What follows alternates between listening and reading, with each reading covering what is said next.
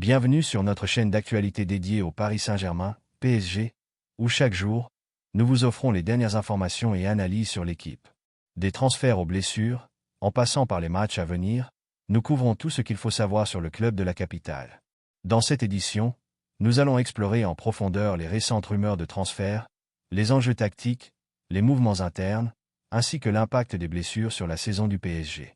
Alors, installez-vous confortablement et plongez dans cet univers palpitant du football parisien. Et maintenant, sans plus tarder, passons à notre premier sujet. Mohamed Salah au PSG, un rêve qui se rapproche.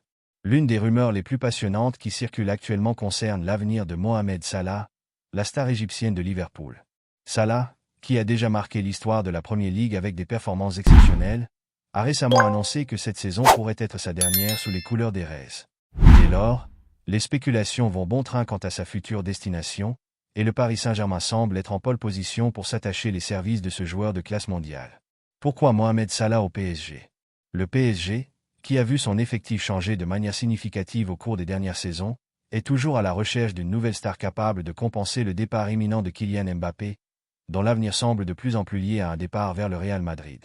Même si le club a réussi à construire une équipe jeune et dynamique sans Mbappé, il manque encore cette figure emblématique capable d'attirer les projecteurs internationaux. Mohamed Salah, avec sa renommée mondiale et son statut d'icône dans le monde arabe, pourrait bien être l'homme de la situation. Il faut dire que Salah a tous les atouts pour s'intégrer dans le projet parisien. À 32 ans, 33 dans l'été prochain, l'Égyptien n'a rien perdu de sa superbe. En ce début de saison, il continue de briller en Premier League avec des statistiques impressionnantes, 3 buts et 3 passes décisives en seulement 3 matchs. Une efficacité qui ne passe pas inaperçue du côté de la capitale française. Mais Salah ne serait pas seulement un atout sportif pour le PSG, il pourrait également représenter un coup marketing phénoménal. Avec sa popularité au Moyen-Orient et son image de modèle de réussite, son arrivée au PSG renforcerait les liens entre le club et ses propriétaires qatariens, qui s'engagent à faire briller Paris sur la scène mondiale, tant sur le plan sportif que commercial. Le duel PSG-Juventus pour Salah. Cependant, la concurrence pour recruter Salah est féroce.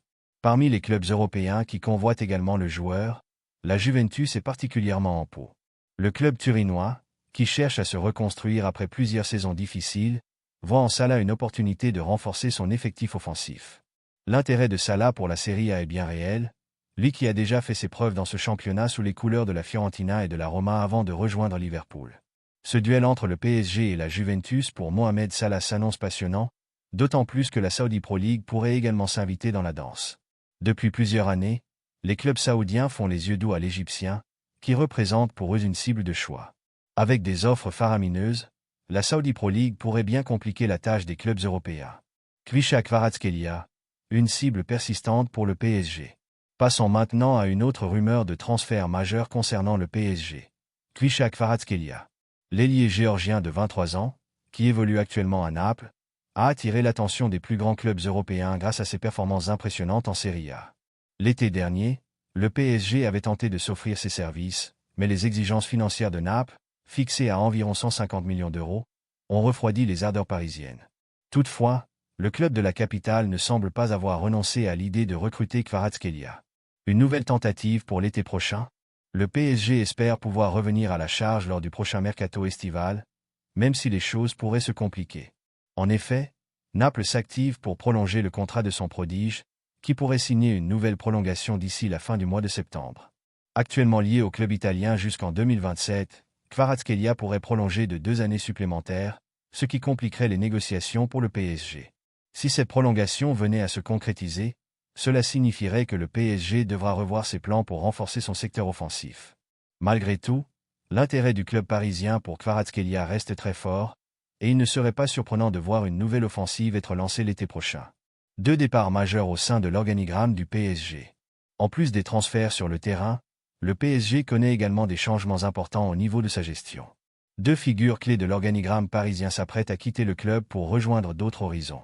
Il s'agit de Mark Armstrong, directeur général des revenus, et Nicolas Arndt, responsable de la billetterie et des hospitalités. Mark Armstrong et Nicolas Arndt en partance. Mark Armstrong, qui a joué un rôle crucial dans le développement des revenus du club, devrait s'envoler vers Manchester United, où il rejoint Jean-Claude Blanc.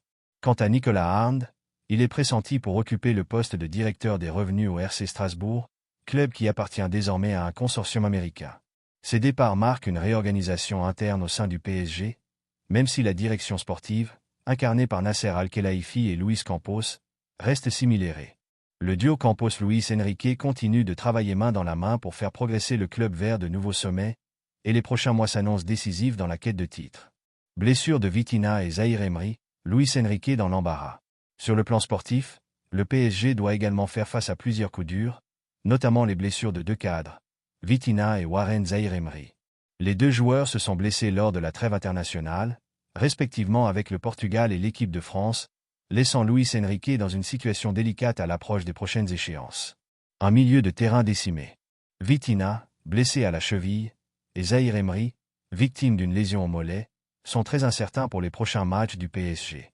Ces absences pèsent lourdement sur les plans de l'entraîneur espagnol, qui se retrouve avec un milieu de terrain décimé. À une semaine d'un duel face à Brest en Ligue 1 et avec la Ligue des Champions en ligne de mire, Luis Enrique devra trouver des solutions pour pallier ces absences.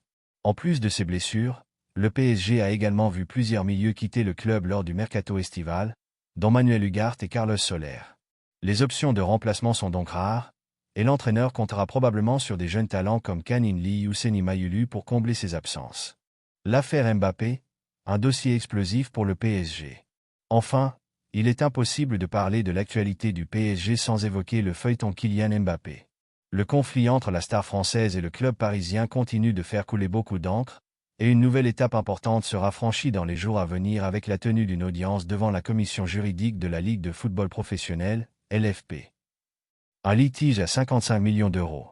Mbappé réclame au PSG la somme de 55 millions d'euros, correspondant à des primes et salaires non perçus après son départ pour le Real Madrid. Cette affaire pourrait avoir de lourdes conséquences pour le club, qui risque même une interdiction de recruter lors des prochains mercatos si la commission donne raison à l'attaquant. Cette audience pourrait être décisive pour l'avenir du PSG, d'autant plus que l'affaire pourrait se prolonger devant le Conseil des prud'hommes, voire un tribunal pénal. La tension est donc à son comble, et Nasser Al-Khelaifi suivra de près ce dossier qui pourrait avoir des répercussions majeures sur la stratégie future du club. Grande nouvelle pour Luis Enrique, inquiétude autour de Martin Odegaard. Le milieu de terrain d'Arsenal est sorti en larmes lors de la rencontre de Ligue des Nations face à l'Autriche lundi dernier. Les premiers examens n'ont pas révélé de fracture, mais la blessure est suffisante pour l'éloigner des terrains durant plusieurs semaines. Sa présence face au PSG le 1er octobre dernier est fortement compromise. Coup dur pour la sélection norvégienne, mais aussi pour Arsenal. Martin Odegaard s'est blessé à la cheville lors de la rencontre face à l'Autriche lundi. Les premiers examens sont plutôt rassurants. Ce que nous avons obtenu jusqu'à présent grâce à l'examen IRM à Londres, c'est qu'il n'y a probablement pas de fracture à la cheville, a confié le médecin de la sélection norvégienne. Cela peut prendre plus de temps ou aller plus vite. Odegaard devrait poursuivre ses examens pour établir un diagnostic plus précis. En attendant, Ola Sand refuse de se prononcer sur sa durée d'indisponibilité. Cela peut prendre plus de temps ou aller plus vite. Cela dépend de chacun aussi, ça peut être 3 semaines mais ce n'est pas au jour près. Ce n'est pas la pire blessure à la cheville au monde et il peut y avoir de l'espoir. Nous devons attendre et voir à la fois ce que montrent les images IRM et la rapidité avec laquelle il répond au traitement, a-t-il déclaré à VG. Son forfait en Ligue des Champions quasiment acté. Mais selon toute vraisemblance, Odegaard pourrait être trop juste pour les 2 premières rencontres de Ligue des Champions, face à l'Atalanta Bergame, le 22 septembre prochain, puis face au PSG le 1er octobre. Une mauvaise nouvelle pour Arsenal, qui va devoir bricoler au milieu de terrain. En conclusion, le Paris Saint-Germain est au cœur de l'actualité footballistique, tant sur le plan sportif que juridique. Entre les rumeurs de transfert, les blessures qui impactent l'équipe et l'affaire Mbappé, les prochains mois s'annoncent cruciaux pour le club de la capitale. Restez connectés pour suivre le développement de ces palpitants, et n'oubliez pas de vous abonner à notre chaîne pour ne rien manquer de l'actualité du PSG.